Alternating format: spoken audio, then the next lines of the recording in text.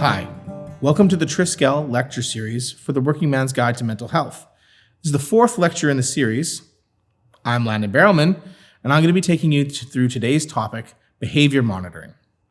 So behavior is the second point of this cognitive behavior therapy triangle, CBT.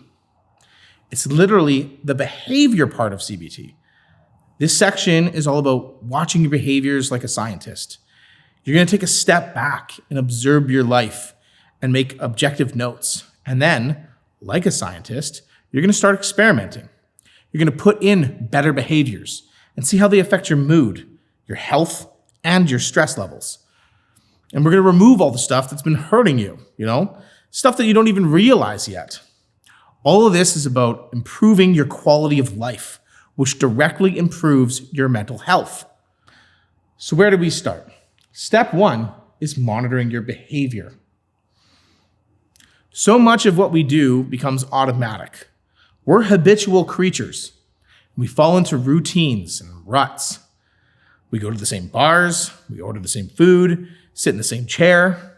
Comfort is nice, but it can also trap us in cycles that slowly start to wear us down without us even realizing it. So I'm going to guide you through a few categories to watch. Sleep, diet, partying, and exercise. We're going to learn how to use our daily activity sheets to track your day, your mood, and all of your patterns. And then in lecture 5, we're going to move on to behavior activation. This is where you're going to start replacing those bad behaviors with better ones that actually make you feel good. So buckle in and let's get started on this. I'm excited. Are you? So let's talk about the importance of sleep. How many times have you shown up to work on 3 hours of sleep because you're up all night worrying? You get to work, you're barely functional, you're chugging Monster Energy drinks all day and chain smoking darts. You're just guzzling coffee just to try to stay awake. Maybe it works for a day, but you start stacking all those days together and the price you're going to pay is huge. In our line of work, you need to be alert, sharp, and steady. And that doesn't happen with broken sleep patterns and all messed up on stimulants. Talk to your doctor if you're unsure about this and you want to fact check me. But this kind of lifestyle, it's going to ruin your heart, your immune system, and your mind. Over time, chronic sleep loss becomes chronic illness, and you're creating a lifestyle that burns you out slowly. There's nothing wrong with going to bed at 6 p.m. or 8 p.m. if that's what your body needs, if that's what your body's telling you. You need to learn to start feeling those things and understanding them. That's called self-awareness. So if you're tired, take a nap. Don't push through it, just so you can do errands or watch Netflix. Here's a tip to help you sleep. Therapists and cognitive behavior therapists call it sleep hygiene. So you only use your bed for 2 things ever: sleep and sex. So if you're watching TV and scrolling and, reading in bed, your body stops associating your bed with rest. But if your brain knows bed equals sleep, as soon as your head hits that pillow, your whole body is going to start to relax and shut down and get ready for sleep. So you can avoid late night doom scrolling, cut out caffeine late in the day, you eat lighter in the evening possibly. You give yourself a whole wind down routine when you're brushing your teeth, washing your face, maybe go for just a little calming walk. Sleep is not weakness. Sleep is fuel. So ensure that you're keeping it topped up. So next, we're going to talk about diet. Just like sleep is fuel, your diet is actual literal fuel for your body. And it's super important that we monitor how the things we're eating make us feel and how our body reacts to that. I've seen guys eat wild ass stuff in the oil sands, man. Like whole lasagna trays, bags of candy before 9 a.m., gas station ramen and burritos and stuff. No judgment. I've been there. But I gotta get real about this. I gotta get real about what food is doing to us. Portion control is tough. We chase taste and we start thinking, more is better, but that's not true. It's diminishing returns. It's not better. Eating more doesn't make us taste it more.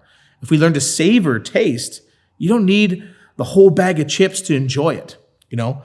We can try Mediterranean style eating. I know it sounds gross, but more vegetables, nuts, healthy fats, and lean proteins.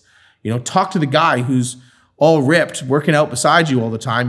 He's the dude who probably knows how to eat healthy. Ask him. You don't have to go full rabbit food, but just cutting down on all those vending machine type foods is really going to affect how you feel. I had someone tell me once, you keep eating all those ramen noodles and all that sodium's going to kill you. And I was like mid-bite thinking, don't fucking talk to me. I'm eating all my shit. But later I realized the diet played a huge role in how I felt in my mood. When I started eating better, I started feeling better. It was that simple. So you track how much you eat out. I got a buddy who eats out every meal, not because he can't cook, but because he loves Arby's. Now he tracks it, and it's saving him money, helping him enjoy cooking again, and it's helping him feel good and get healthy, even lose weight. Here's a quick little grocery store tip that really helps.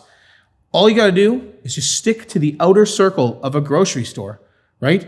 Everything in the middle, it's fucking garbage. You don't need it. But all your produce, all your dairy, any of the refrigerator stuff that you need, it's all on the outside.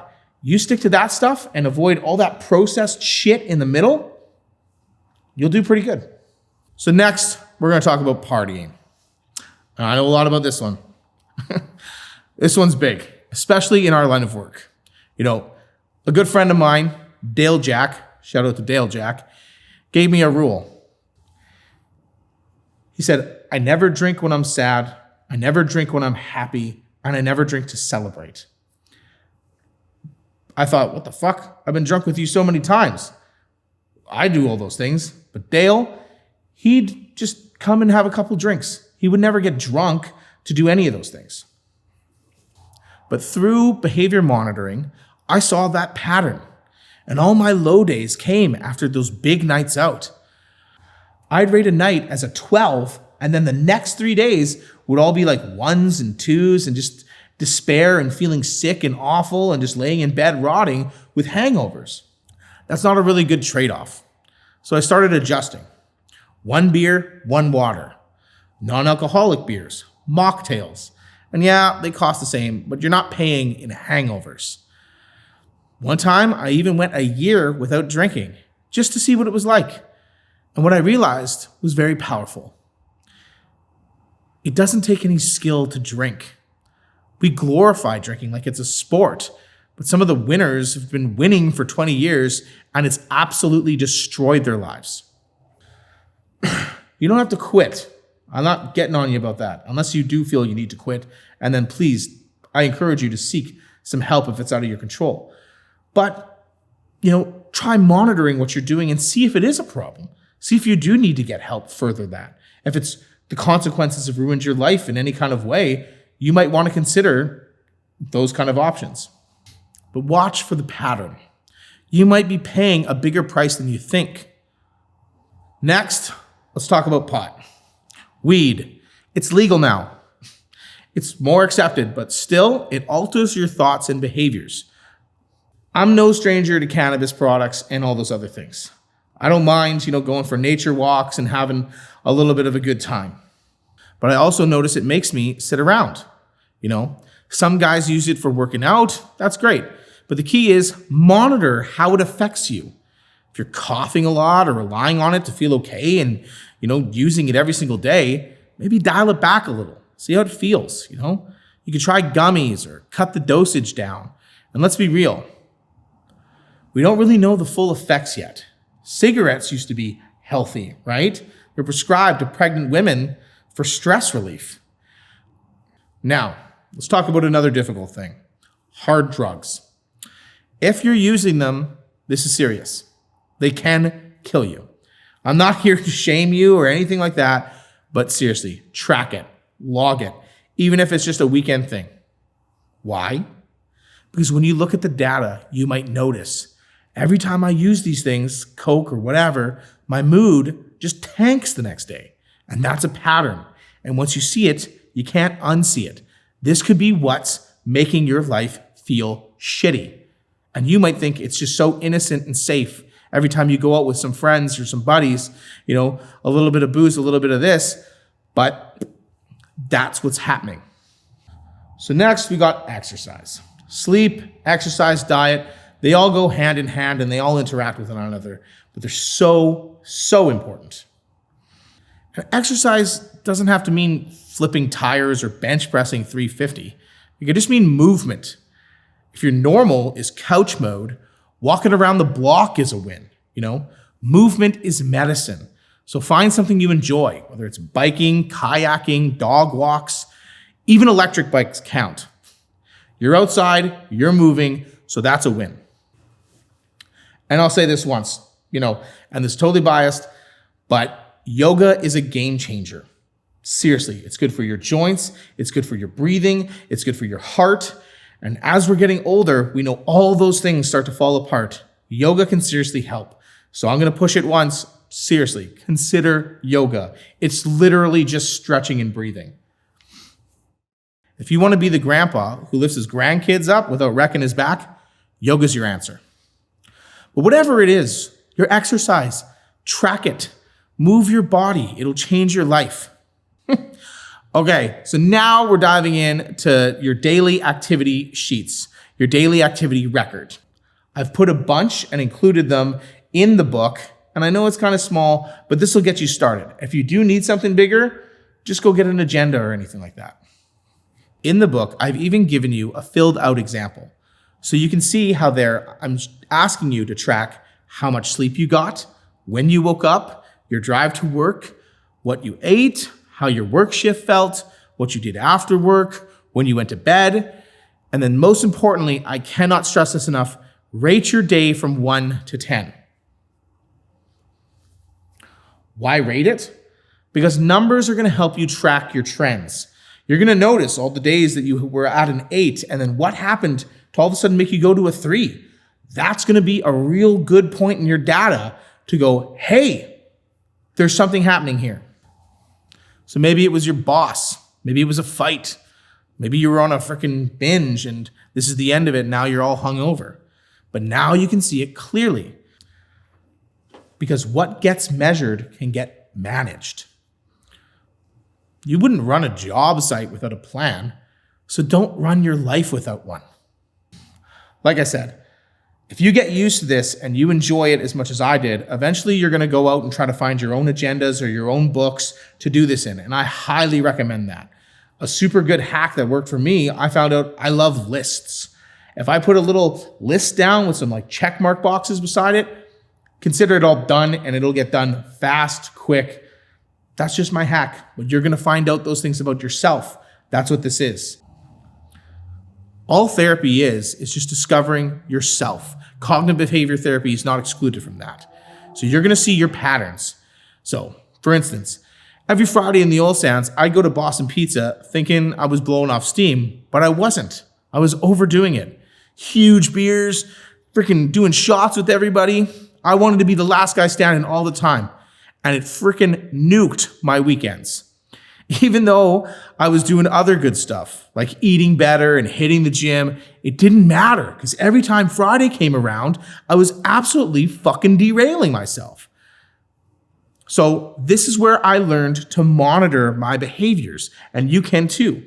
You're building awareness.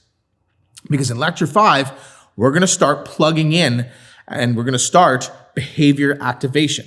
This is when we replace the things that drag you down with the ones that lift you up. So you take that plus thought records and then add some somatic quieting, and you've got the holy trinity of CBT. You've got your feelings, your thoughts, and your behaviors. And it works because it's in your hands. You've got the tools. It's not some therapist you got to pay $500 an hour to listen to tell you what's wrong with your life. You're assessing it. So you use them. Just 5 minutes a night. You can write down how your day went. Rate your mood. Ask, how do I feel right now? That's you starting to know yourself again and removing yourself from these automatic lives we've been living. And that's where it all begins. We're going to be getting better day by day, step by step. So that wraps up Lecture 4, Behavior Monitoring. You're going to join me in Lecture 5 now, where we go into behavior activation and start flipping that script. I'm Landon Barrowman, and this is a Triskel production, and I better see you in Lecture 5.